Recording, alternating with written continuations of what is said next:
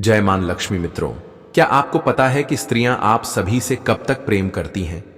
समस्त पत्नियां अपने पति से कब तक प्रेम करती हैं और स्त्रियां कितनी उम्र तक अपने पतियों से प्रेम करती हैं? मित्रों, आप सभी ने कहीं ना कहीं देखा होगा कि लोग अपनी पुत्री की शादी किसी धनवान घर में ही करते हैं। वह यही सोचते हैं कि मेरी पुत्री जब उस धनवान घर में जाएगी तो अपना एक सुखी जीवन व्यतीत करेगी। परंतु मित्रों, ऐसा कुछ नहीं कहा जा सकता कि उसकी पुत्री एक सुखी जीवन व्यतीत करेगी या दुखी जीवन व्यतीत करेगी। तो मित्रों, आज का प्रसंग बहुत ही रोचक मंद है। मित्रों, आज की इस वीडियो में आप सभी को एक सच्ची घटना बताने वाले हैं। इस घटना के माध्यम से आप सभी को पता चलेगा कि स्त्रियां कब तक पुरुषों से प्रेम करती हैं। मित्रों, आप सभी को पता है कि आज के कलयुग के समय में हमारे सभी पुत्र या पुत्री किसी न किसी से बातें किया करते हैं और जाने अनजाने में किसी न किसी से प्रेम कर बैठते हैं, और दोनों के बीच प्रेम हो जाने के बाद कोई संभव नहीं होता कि उन दोनों की शादी हो जाए। मित्रों, जब उन दोनों की शादी नहीं होती तो दोनों प्रेम के वशीभूत होकर अपने घर परिवार को छोड़कर भाग जाते हैं और कहीं पर बसेरा कर लेते हैं और शादी भी कर लेते हैं। मित्रों, आज के कलयुग के समय में ऐसी चर्चाएं हर कहीं सुनने को मिलती हैं। मित्रों, आज के कलयुग के समय में यह सब होना आम बात है। मित्रों, आज आप सभी को बताएंगे कि वह कौन सी स्त्रियां हैं जो अपने पति को मरते दम तक प्रेम करती हैं, और वह कौन सी स्त्रियां हैं जो अपने पति के होते हुए भी पराया पुरुष की ओर आकर्षित रहती हैं और अपने पति से दिखावे मात्र के लिए प्रेम करती हैं।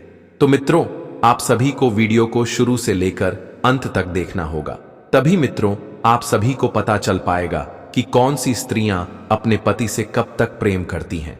मित्रों, कथा को आगे जानने से पहले वीडियो पर पहली बार है तो वीडियो को लाइक कर दीजिए और साथ में चैनल को भी सब्सक्राइब कर दीजिए और बेल नोटिफिकेशन को ऑल पर सेलेक्ट कर दीजिए और कमेंट बॉक्स में जाकर जो माता लक्ष्मी जरूर कमेंट करे। मित्रों, चलिए मैं आप सभी को एक कथा के माध्यम से स्त्रियां अपने पुरुष से कब तक प्रेम करती हैं इस प्रश्न का उत्तर देने वाले हैं।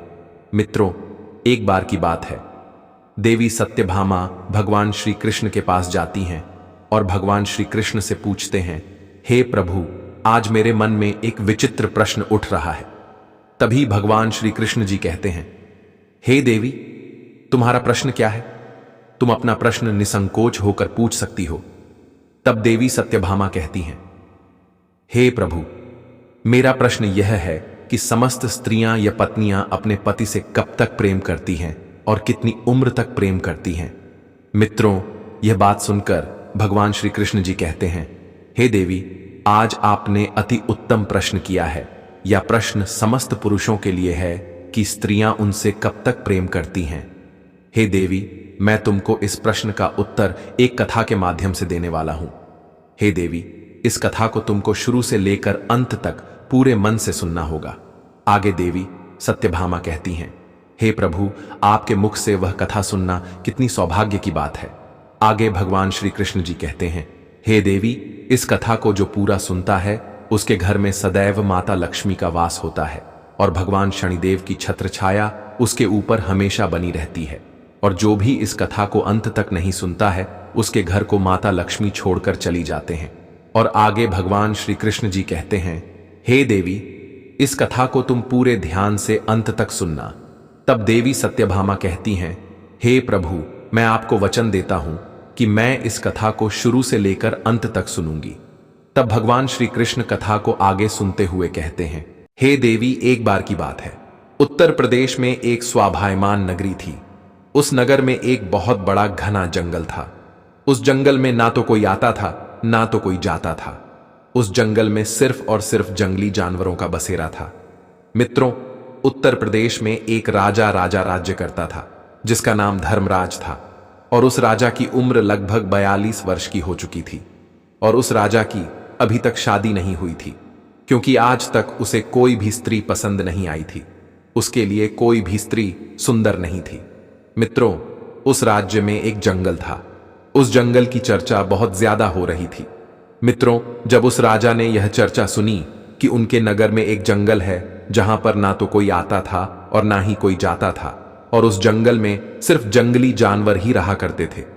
मैं तो वह खबर सुनकर राजा उस नगर के जंगल में जाने का निर्णय लेता है और वह अपने मंत्रियों को आदेश देकर एक अश्व तैयार करवाता है और वह राजा उसे अश्व पर बैठकर उस नगर के जंगल के लिए रवाना हो जाता है। मित्रों, वह राजा जब उस जंगल में प्रवेश करना ही वाला था, तभी उस जंगल के किनारे उसे एक कुटिया दिखाई देती है। तब वह राजा सोचता है कि मैंने सुना था कि इस जंगल में ना ही तो कोई आता था और ना ही तो कोई जाता है, तो यहां पर यह कुटिया कैसे? तब वह राजा उस कुटिया को बड़े ध्यान से देख रहा होता है, तो वहां पर उसे एक सुंदर स्त्री दिखाई देती है। वह इतनी सुंदर थी कि राजा उसे एक बार ही देखने पर उस पर मोहित हो गया, और वह राजा दूर से ही उस स्त्री पर नजर रखे हुए था और बड़े ध्यान से उस स्त्री को देख रहा था। और जब वह राजा उस स्त्री के पास जाता है तो वह राजा देखता है कि वह एक वैश्या है। वह वैश्य बहुत ही सुंदर थी। उसने एक ही नजर में राजा का दिल जीत लिया था। मित्रों, उस वैश्या को देखकर ऐसा लगता था कि मानो मुझे स्वर्ग से कोई अप्सरा आ गई हो। मित्रों, वह राजा उस वैश्या को बहुत ही ध्यानपूर्वक से देख रहा था और वह राजा उस वैश्या पर मोहित हो गया और फिर उसने उस वैश्य से विवाह करने का प्रस्ताव रख दिया। मित्रों, उस राजा को पता था कि वह एक वैश्या थी, तब भी वह राजा उस वैश्या का दीवाना हो चुका था। वह राजा आज तक ऐसी स्त्री नहीं देखी थी, इसीलिए उस राजा ने आज तक अपना विवाह नहीं किया था। जहां पर 42 वर्ष की उम्र तक अन्य राजाओं की 3-3, 4-4 रानियां हो जाया करती थीं, वहां पर इस राजा ने अभी तक अपना विवाह नहीं किया था। और जब वह राजा उस वैश्या पर मोहित हो गया और विवाह का प्रस्ताव रखने के बाद वह राजा कहता है कि हे देवी, मैं आपके बिना अब एक पल भी नहीं रह सकता हूं, इसलिए हे देवी, आप कृपा करके मुझसे विवाह कर लीजिए। और आगे वह राजा कहता है कि हे देवी, मुझे पूरी तरह से मालूम है कि आप एक वैश्या हैं। तब वह वैश्या कहती है, हे महाराज, मैं एक वैश्या हूं, मैं किसी से भी प्रेम नहीं कर सकती, क्योंकि महाराज वैश्या का कोई भी धर्म नहीं होता है और वेश्याएं सिर्फ और सिर्फ धन से प्रेम करती हैं। वेश्याओं को जहां पर धन अधिक मिलेगा वहीं पर वैश्या जाएगी। क्या महाराज, आपको पता है कि हमारे जीवन में आपके जैसे हजारों लोग आते हैं और मेरे ऊपर सैकड़ों लाखों स्वर्ण मुद्राएं लुटाकर चले जाते हैं। आगे वह राजा कहता है, हे देवी, मैं आपके कहने का मतलब नहीं समझ पाया हूं कि आप कहना क्या चाहती हैं। हे देवी, कृपा करके आप मुझे विस्तार से बताएं। तब वह वैश्या कहती है, हे राजन, मैं अभी तक कुंवारी हूं, अभी तक मेरा विवाह नहीं हुआ है, फिर भी मैं एक विवाहित स्त्री की तरह ही अपना जीवन व्यतीत कर रही हूं, क्योंकि है राजन, मेरे पास हर दिन नए नए पुरुष आते हैं और मेरे शरीर को अपनी हवस का शिकार बनाकर अपनी हवस बुझाते हैं और मेरे ऊपर हजारों स्वर्ण मुद्राएं खर्च करके चले जाते हैं। हे राजन, मुझे वैश्या होने के कारण यह सब करना पड़ता है। तब वैश्या आगे कहती है, हे महाराज, मेरा आपसे निवेदन है कि आप अपने राज्य के लिए पुनः वापस चले जाएं और आप मुझसे विवाह करने की इच्छा को त्याग दीजिए, क्योंकि आप इस उत्तर प्रदेश के एक प्रसिद्ध और शक्तिशाली धर्मपरायण राजा हैं। आगे वह वैश्या कहती है, हे महाराज, अगर एक राजा किसी एक वैश्या से विवाह करेगा तो न जाने महाराज, हमारे समाज में आपका न जाने कितना अपमान होगा। हे महाराज, किसी राजा को एक तुच्छ वैश्या से विवाह करना शोभा नहीं देता है। आगे राजा से कहती है, हे राजन, न जाने कितनी राजकुमारियां आपको मुझसे भी सुंदर सुंदर मिल जाएंगे। आप उन राजकुमारी के साथ विवाह करके अपना एक सुखी जीवन व्यतीत कर सकते हैं।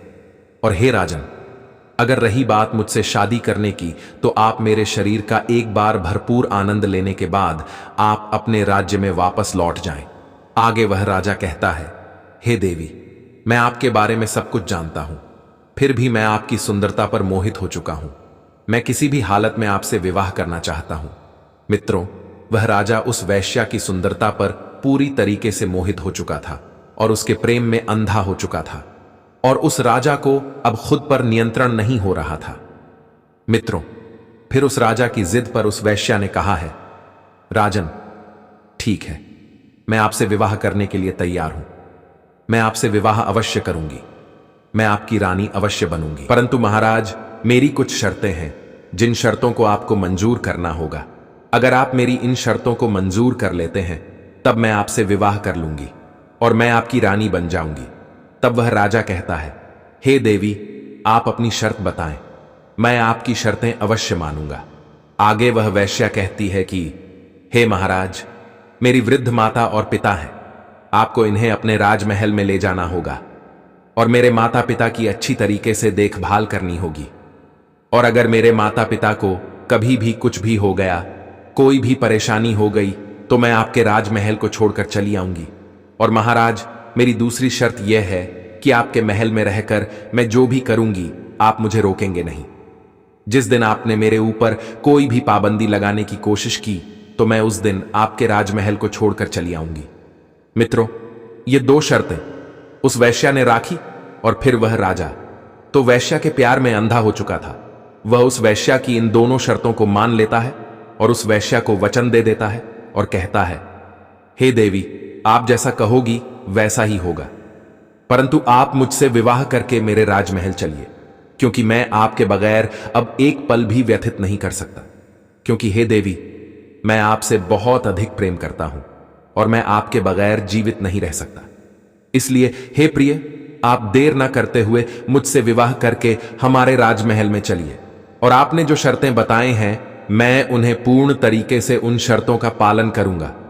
फिर मित्रों, उस वैश्या ने उस राजा से शादी कर ली और फिर अपने बूढ़े माता पिता को लेकर उस राजा के साथ विवाह आदि संपन्न करके वहां से राजमहल के लिए प्रस्थान कर जाती है। और वह राजा उस वैश्या को लेकर अपने राजमहल में आ जाता है और वहीं पर दोनों एक साथ महल में रहने लगते हैं। और उस वैश्या के बूढ़े माँ बाप को एक सुंदर से कमरे में छोड़कर और सैनिकों को कुछ आदेश देकर वहां से चला आता है। और मित्रों, जब यह बात वहां की प्रजा तक पहुंचती है तब प्रजा को यह मंजूर नहीं था कि हमारे महाराज किसी एक वैश्या के साथ रहे। हमारे महाराज के लिए तो हजारों रानियां लाइन लगाकर खड़ी हो जाएंगी, परंतु हमारे महाराज ने एक वैश्या से विवाह कर लिया। मित्रों, उधर वह राजा उस वैश्या से विवाह करने के बाद उस वैश्या के साथ प्रेम पूर्वक अपना जीवन व्यतीत करने लगा। मित्रों, वह राजा अब तो राज दरबार भी लगाना भूल चुका था, क्योंकि मित्रों, वह राजा उस वैश्या के प्यार में इतना अंधा हो चुका था कि वह अपनी पत्नी को छोड़कर कहीं नहीं जाता था। वह राजा दिन और रात अपनी पत्नी के साथ व्यतीत करता था और पूरी प्रजा मंत्रीगण राजा के इस हरकत से बहुत नाराज थे। मित्रों, अब वह राजा राज दरबार लगाना भूल चुका था। अब प्रजा को कुछ समझ में नहीं आ रहा था और एक मंत्री राजा को बहुत समझता था, परंतु उस मंत्री के समझाने के बाद भी उस राजा को कुछ भी समझ में नहीं आ रहा था। फिर कुछ मंत्रियों ने मिलकर आपस में विचार विमर्श किया और अपने नगर के कुछ सतर्क चोरों को बुलाया और उन चोरों से कहा कि तुम्हें उस वैश्या की बूढ़े माँ बाप की हत्या कर देनी होगी। इसके लिए मैं तुम्हें 5 लाख स्वर्ण मुद्राएं देता हूं। जब उन चोरों ने 5 लाख स्वर्ण मुद्राएं पानी की बात सुनी तो वह चोर मंत्रियों से बोले कि मंत्री जी, आज आपका काम हो जाएगा। आज रात में मैं उस वैश्या की बूढ़े माता और पिता की हत्या कर दूंगा। तो मित्रों, जैसे ही आधी रात हो चुकी थी और रात का तीसरा प्रहर चल रहा था, तभी उन चोरों ने छुपते छुपाते राजमहल में प्रवेश किया और उस वैश्य के बूढ़े माँ बाप के कक्ष में जा पहुंचे और उन दोनों को मौत के घाट उतारने ही वाले थे। तभी बूढ़े माता पिता जोर जोर से चोर चोर चिल्लाने लगी। तभी उन चोरों ने बिना कोई देरी किए उन दोनों को मारकर वहां से भाग जाते हैं। जब उस वैश्या ने अपने बूढ़े माता पिता की आवाज सुनी तो उसने महाराज से कहा, हे राजन, लगता है हमारे माता पिता को कोई समस्या है। तब वह वैश्या और राजा धर्मराज उनके माता पिता के कमरे में जाते हैं तो वहां पर देखते हैं कि उनके माता और पिता की मौत हो चुकी है और मौत करने वाला वहां से भाग गया है। फिर मित्रों, वह राजा उन चोरों को थोड़ा सा देखता है और उनके पीछे पीछे भागने लगता है। वह अपने पूरे महल में उनके पीछे पीछे भागता है। फिर वह चोर उस राजमहल से निकलकर जंगल की तरफ भाग जाते हैं। फिर वह राजा लौटकर उसी कक्ष में आ जाता है। मित्र, उस वैश्या ने राजा को उस कक्ष में आया हुआ देखकर उस वैश्या ने महाराज से कहा, महाराज, अब मैं क्या करूं? तब उस राजा ने कहा, हे देवी, मैं अपना वचन हार चुका हूं। हे देवी, मैंने आपको जो वचन दिया था, आपकी जो 2 शर्तें थीं, मैं आपकी उन शर्तों को पूरा नहीं कर पाया। आगे वहां राजा कहता है, हे देवी, मैं तो आपकी शक्ति पूरी नहीं कर पाया हूं, अब आपके मन में जो आए वही करिए। मित्रों, उस वैश्या ने राजा की यह बात सुनकर राजा से कहती है, हे महाराज, ठीक है, मैं अपने शर्त के अनुसार मैं आपके राजमहल को छोड़कर जा रही हूं। मित्रों, फिर वह वैश्या उस राजा के राजमहल को छोड़कर अपनी कुटिया की तरफ निकल जाती है। फिर वह राजा उस वैश्या को जाता हुआ देखकर बहुत चिंतित हुआ, परंतु मित्रों, वह राजा अपने शर्तों के अनुसार कुछ कर भी नहीं सकता था। वह राजा उस वैश्या को जाते हुए देख रहा था और उसकी आंखों में आंसू आ चुके थे। फिर मित्रों, वह वैश्या राजमहल से निकल जाती है। मित्रों, राजा की पत्नी वह वैश्या राजमहल को छोड़कर चली गई थी, तो राजा आज सभा लगाई और उस सभा में राजा बड़ी मायूसी के साथ बैठा हुआ था। और जब सभा खत्म हुई तब राजा वहां से चला आया और वह यही सोच रहा था कि अब तो मेरे जीवन में अंधेरा ही अंधेरा है, अब मैं उस वैश्या के बिना कैसे रहूंगा। और वह कहता है, मेरी सबसे कीमती चीज मेरी जिंदगी मुझे छोड़कर चली गई, अब मैं उसके बिना कैसे रह सकता हूं। मित्रों, आप उस राजा को उस वैश्या के प्रेम में इतना अंधा था कि वह ना तो कुछ खाता था और ना ही कुछ पीता था। वह रात भर अपने बिस्तर पर पड़ा होकर उस वैश्या के बारे में सोचा करता था। उसको रात भर नींद नहीं आ रही थी। मित्रों, इसी तरह धीरे धीरे कुछ दिन व्यतीत हुए। मित्रों, अब तो वह राजा पूरे दिन अपने बिस्तर पर पड़ा रहता था और वह मन ही मन सोचता है कि मेरा चैन और सुख सब कुछ मुझसे छीन लिया गया, और कहता है, मेरे पास से सब कुछ चला गया। मित्रों, अब वह राजा उस वैश्या के लिए बड़े ही परेशान हो रहा था। मित्रों, अब उस राजा को अपने आप को संभाल नहीं जा रहा था और एक दिन वह अपना अश्व पर बैठकर इस जंगल की तरफ, जहां पर वैश्या की कुटिया थी, वहां के लिए रवाना हो गया। मित्रों, इधर वह राजा उस वैश्या की कुटिया के पास पहुंचता है और उस वैश्या के सामने जाकर राजा उस वैश्या से कहता है कि हे प्रिय, आप हमारी पत्नी हैं और आपने अपनी शर्त के अनुसार आप हमको छोड़कर चली गई, और है प्रिय, आप जब से मुझे छोड़कर आई हैं तब से मेरा सुख और चैन सब कुछ छीन गया है। अब तो पूरी रात मुझे नींद नहीं आती है, मैं पूरी रात करवटें बदलते रहता हूं, कभी उठकर बैठता हूं तो कभी लेट जाता हूं। हे देवी, मुझे आपकी याद बहुत आती है। मित्रों, वह राजा कहता है, हे प्रिय, आप मेरे साथ राजमहल चलिए, क्योंकि मैं आपसे बहुत अधिक प्रेम करता हूं। राजा की यह बात सुनकर वह अवश्य कहती है, हे राजन, मैं कुछ दिन आपकी पत्नी बनकर आपकी महल में रही और आपको अच्छी तरीके से मालूम है कि मैं एक वैश्या हूं, और हे राजन, आपको अच्छे तरीके से ज्ञान है कि वैश्या का कोई भी धर्म नहीं होता है और वैश्या ना जाने कितने लोगों को पति बनती है। वैश्या की जिंदगी में हर रोज नए नए पुरुष आते जाते रहते हैं और वैश्या हर रोज एक नए पुरुष से मिलती रहती है, क्योंकि वैश्या का यही मतलब होता है अपने शरीर को बेचना। वैश्या अपने शरीर को बेचकर अपना पेट पलती है और वैश्या महाराज से कहती है, हे राजन, तुम्हारे जैसे हैं न जाने कितने हवस के पुजारी मेरे द्वारा पर आते रहते हैं और मेरे शरीर का भरपूर आनंद लेते हैं और मुझे हजारों स्वर्ण मुद्राएं देकर यहां से चले जाते हैं। आगे वह वैश्या कहती है, हे राजन, मैं आपकी शर्त के अनुसार आपकी रानी बनकर आपके महल में रही, परंतु आपने मेरी शर्तों को पूरी नहीं कर सके, इसलिए मैं आपकी राजमहल को छोड़कर चली आई हूं। हे महाराज, अब जिद ना करें, आप वापस अपने महल में चले जाएं, अब मैं पुनः वापस नहीं जा सकती हूं। वैश्या की यह बात सुनकर वह राजा कहता है, हे देवी, मैं आपके बगैर नहीं रह सकता हूं। आगे बाद वैश्या कहती है, हे महाराज, आप हमारे प्रेम में बहुत ही ज्यादा पागल हैं। यह सब एक महाराज को शोभा नहीं देता, क्योंकि आप महान राजा हैं। हे महाराज, मैं आपको कुछ ज्ञान की बातें बताने वाली हूं, कुछ अच्छी जानकारी देने वाली हूं। हे महाराज, ये बातें आप पूरे ध्यान से सुनना। हे महाराज, ये 3 बातें आप अपने जीवन में उतार लेना। हे महाराज, मेरी पहली बात यह है कि आप जो प्रेम कर रहे हो, यह एक राजा को शोभा नहीं देता कि एक वैश्या से प्रेम करें, उसे अपनी पत्नी बनाएं, यह शोभा नहीं देता, क्योंकि वह राजा होता है और एक राजा किसी वैश्या के प्रेम में पागल हो जाए, उसे यह शोभा नहीं देता है, क्योंकि कहते हैं ना, वैश्या का कोई धर्म नहीं होता है। वैश्या तो अपने जीवन में पता नहीं कितने पाप कर देती है, वह न जाने कितने पुरुषों की हवस का शिकार बनती है।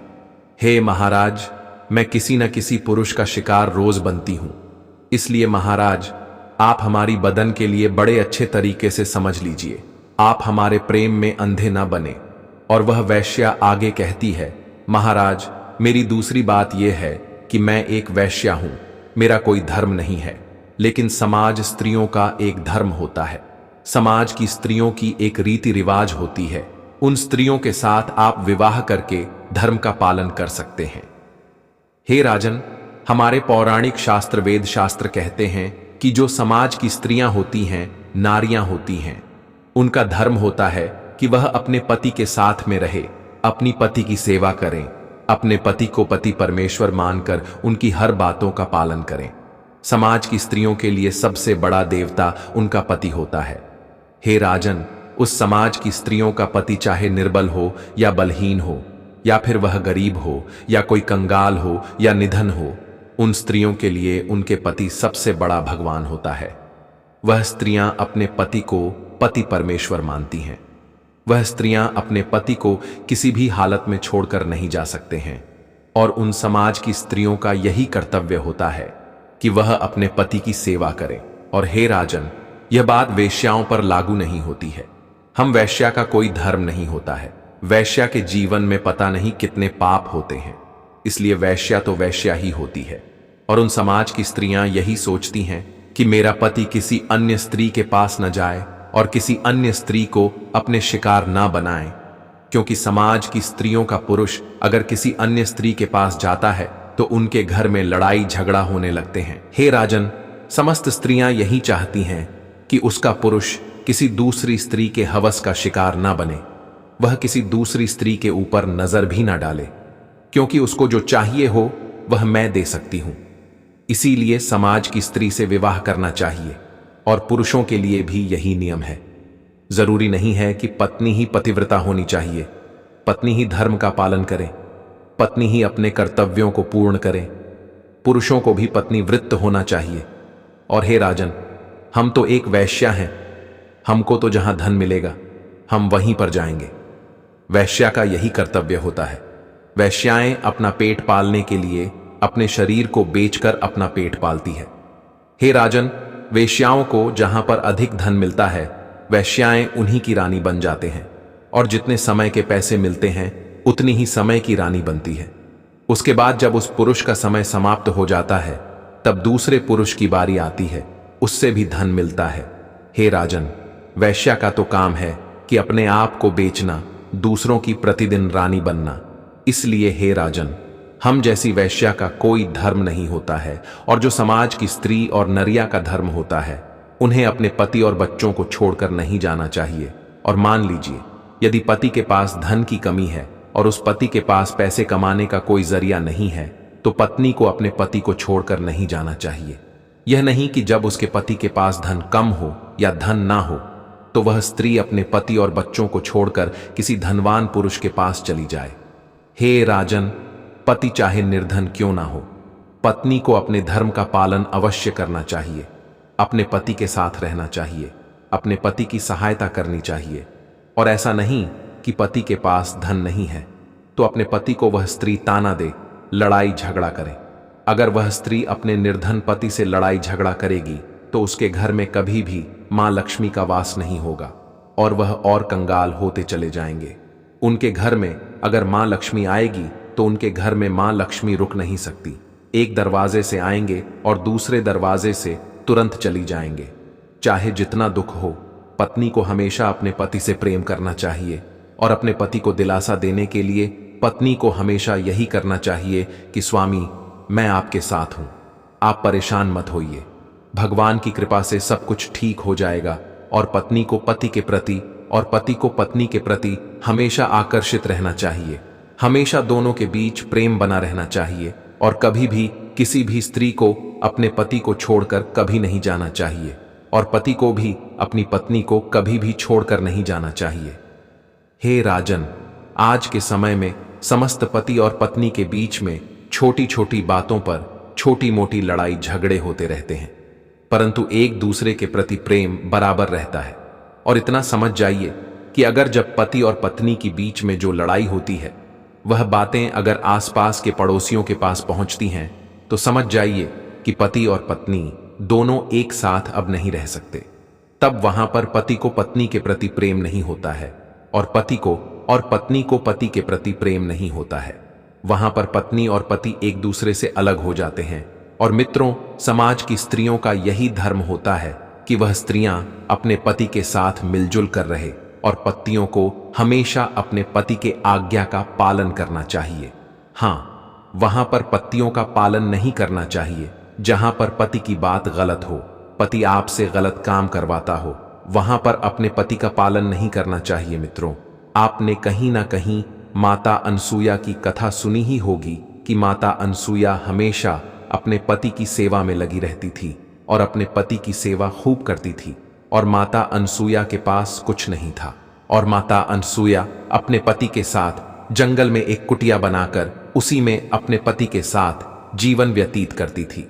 माता अनसुया अपने पतिव्रता धर्म का पालन किया करती थी, अपने पति की सेवा तन मन से किया करती थी। माता अनसुया अपने पति को पति परमेश्वर मानती थी। और मित्रों, माता अनसुया के पास धन नहीं था, वह बहुत गरीब थी। और अगर यह सोचती कि हमारे पास धन नहीं है, मैं निर्धन हूं और मेरे पास एक धनवान पुरुष होना चाहिए, वह अपने पति के लिए उनकी शक्ति थी। मित्रों, स्त्री के लिए सबसे बड़ा धन उसका पति होता है। धन का मतलब यह नहीं कि उसके पास सोना चांदी और बहुत सारे पैसे हो।